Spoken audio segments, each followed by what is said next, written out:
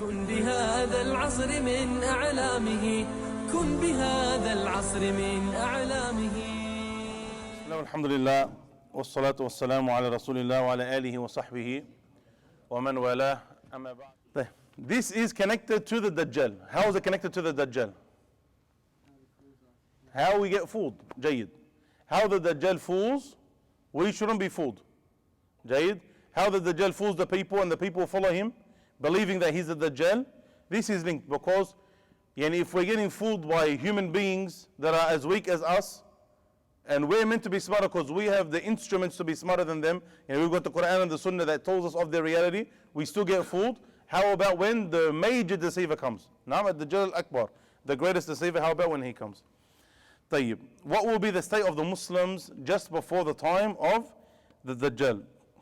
The Prophet ﷺ informed us of battles that will happen just before the time the Dajjal comes out. The Prophet ﷺ informed us of battles just before the time the Dajjal comes out. And some of the ulama, they took from that the Muslims will have strength. The Muslims will have strength because in order for them to be involved in these battles and them to be winning these battles, then this is a sign that they have strength. Allahu Alam, you look at the reality of the Muslims today, and in many aspects we have a lot of strength, but at the same time there are also weaknesses in terms of unity, etc. So the number of Muslims are great, a lot of the military capabilities of the Muslims are great, but because we're not united, we appear weaker than what we actually are. So this is like subhanAllah an oxymoron, weak and strong at the same time. Will it be in the time of the Dajjal, will it be a very similar time to our time, where we have Muslims that, well, they have military capabilities, they have numbers, but because of the disunity between them, they're not as strong, and so it's only a group of Muslims that are fighting? Or will it be a time where, like some of the ulama said with the Mahdi, that there will be a khilafah in the time of the Mahdi, where they will be united, and all of the Muslims will be under the leadership of the Mahdi at that time, and will be able to fight those that we fight with. Make it diplomatically correct. So we said Allahu Alam, because due to the ilm al-ghaib, we don't know. We know that the Muslims will be in a time of war, but will it be like it is now, where you have individualized efforts, or not individualized, you have smaller efforts, or will it be a whole ummah united against those that we're fighting against? Allahu Alam, because this is part of ilm al-ghaib. They will be fighting, we know that 100%. The Prophet ﷺ, he informed us, and I'm summarizing because the ahadith are longer. The Prophet ﷺ informed us that there will be between the Muslims and the Romans. The Romans, when we say Ar-Rum, originally Ar-Rum, the Romans are from where? They're from Italy. Okay, they're from Italy, Rome in Italy, and those, that's where the main leadership is, and those, the ones that they control after that, like when they had Syria underneath them, etc. So Rome, Italy, and those supporters. Many of the ulama said, in general, it's the Europeans, or in general, Bani al-Asfar, in general, the white Europeans. Naam, and some of the ulama said the West fall underneath them, because they're all from Europe, Aslan. Naam, so the ulama, when they speak about the Romans, or when the Prophet speaks about the Romans, they said the Prophet ﷺ is referring to the Europeans in general. Disbelievers from the Europeans in general, and those in the West today fall under that category. This is what then they talk about Ar-Rum. So they said there will be a sulh, there will be a pact, a peace agreement between the Muslims and the Romans. And they said this also shows that there is strength amongst the Muslims, because for them to make this peace agreement, it means you have to be in a position of power. Otherwise, they're not going to worry about a peace agreement with you. They will just, if you're in a time of weakness, because they dislike you, they'll overtake you. But the fact that you have some strength alludes to that there will be some strength for the Muslims, and so there will be a peace agreement. And the Prophet ﷺ informed us that the Muslims and the Romans, they will team up, they will combine to fight a greater enemy. They will team up to find a mutual enemy, and they will defeat that enemy. Who that enemy is, Allahu Alam. It's not mentioned who that enemy is. Throughout history, you have people that can guess who it will be. And if you were to say nowadays, you could say maybe it's the Shia, the Shia of Iran. You could say maybe it's the Chinese. You can say maybe it's the Russians. You can come up with many, it could be, it could be, it could be. But as we said before, unless it's mentioned clearly in Quran and Sunnah, anything to do with the knowledge of the unseen, we always say, Allahu Alam. We always say Allahu Alam. So at that time the Muslims and the Bani and the Romans will have a peace agreement and they will combine together to fight an enemy. After they fight their enemy, what happens? This is a famous story. One of the Christians, he puts up the salib, he puts up a cross and he says the salib gave us victory. The cross is what gave us victory. As normal, you have a person from the Muslims, his ghaira overtakes him, his jealousy for the religion overtakes him, and so the Prophet ﷺ said, يُدُقُّهُ. He destroys that cross. And he says that Allah subhanahu wa ta'ala gave us victory. And so these two people fight. These two people fight, and the narrations mention these two groups that were with that Muslim and that were with that Christian, they end up fighting and they are killed. And the Prophet ﷺ called them shuhada. So these people, they're fighting because one of the Christians said that the cross gave us victory and the Muslim destroyed that. This leads to a war between the Muslims and the Romans. This leads to a war between the Muslims and the Romans. And this is where, this is the start of Al-Malhama Al-Kubra. That great war, that great tribulation, that great war that will happen, this is the start of it. The Muslims fight the Romans. The Muslims, they win this war. The Muslims, they win this war. They're victorious in this war. They go to where after that? Constantinople, which is nowadays Turkey. What city in particular? Istanbul. The Muslims after that war, they go there to open it up, to conquer it one more time. Tayyib. Constantinople was already opened by Muhammad al-Fatih. It was already opened. So how then will it be opened again if it was already opened by the Muslims? The ulama say that it won't be ruled by Islam. It won't be ruled by Islam. The Prophet ﷺ said when this army, they go, and the Prophet ﷺ mentioned 70,000. Mentioned 70,000. And the word 70 we said is used in the Arabic language to mean a great number. Yani 7 is one number. 70 it means much more. 700 means much more. 70,000 again means much more. So you're talking about a big number of Muslims that will go. How will they open Constantinople? Very famous. What will they say? La ilaha illallah wallahu akbar. They'll say do the takbir. La ilaha illallah wallahu akbar. They will say this dhikr, and the Prophet ﷺ said one of its sides falls. Not that literally the city falls. Now, not that literally falls, but as in that becomes open for the Muslims. And when you're fighting a war, you have, for example, it being defended on the west, it being defended on the east. The east falls, meaning you have become victorious in that place. The west falls, meaning you've become victorious in that place. So one of its sides falls, meaning it becomes victorious there through the takbir. Then on the other side, La ilaha illallah wallahu akbar, and it also falls in Muslims' hand. Then again, La ilaha illallah wallahu akbar, and the city is opened again for the Muslims. Yani it comes under Muslim control once again, Muslim governance once again.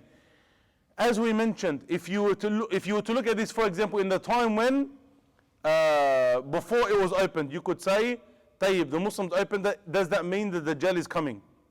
It could have been a pause. You have to say Allahu Alam. Tayyib, it was ruled by Muslims and under Islamic law for hundreds of years. You say, how is it going to happen? We say Allahu Alam. Again, could it be that this is where it will happen? Could it be that these are introductions to what happened? All of it we have to say Allahu Alam. Now, all of it we have to say Allahu Alam. The Muslims, they go and they open up Constantinople again. They open up nowadays Istanbul again. The city the state becomes under Muslim control. When they've opened it up and they're benefiting from the war booty, they're receiving the war booty, that which you take from the enemy and you collect to be given to the Muslim leadership, and it's spread out amongst the Muslims.